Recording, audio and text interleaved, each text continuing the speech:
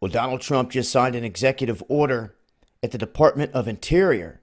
This is directing the review of federally designated lands to determine if the federal government should relinquish ownership to the states.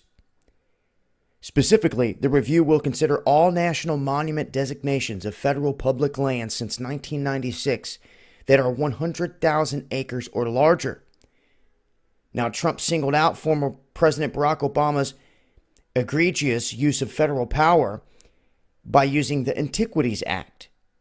He was doing this to unilaterally place swaths of American land and water under federal control. Now, we talked about this with the whole NDAA, and even though that whole thing is still in effect, they could use that to clamp down and take all the resources, so do not forget that. But what he's doing here is he's taking the control and placing it back into the hands of the states. He says, today we are putting the states back in charge. This is a big thing. This was yesterday when he signed this.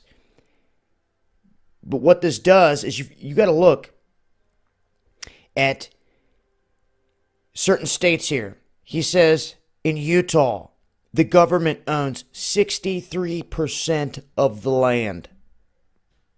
Now, could you imagine if the government owned 63% of the land in the state in which you lived in? You'd be surrounded by feds, BLM, all these goons they got running around trying to save the sagebrush, yet they want to dig a pipeline to destroy it all.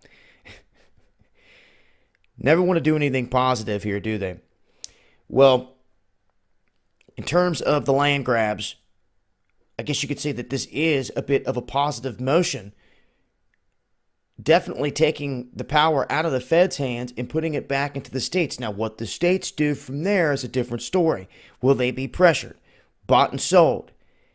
All those things. Once again, comes down to righteous men and women. But what this does do is take this power out of the feds' hands in terms of all these land grabs, which is a plus. I'll continue to monitor the situation here, but as this goes into effect, expect to see places like Nevada, Utah, and others make moves to try to reclaim their land in some of these big parks that they've dubbed national monuments, where you can't even fly a drone in to take in the beauty or anything else.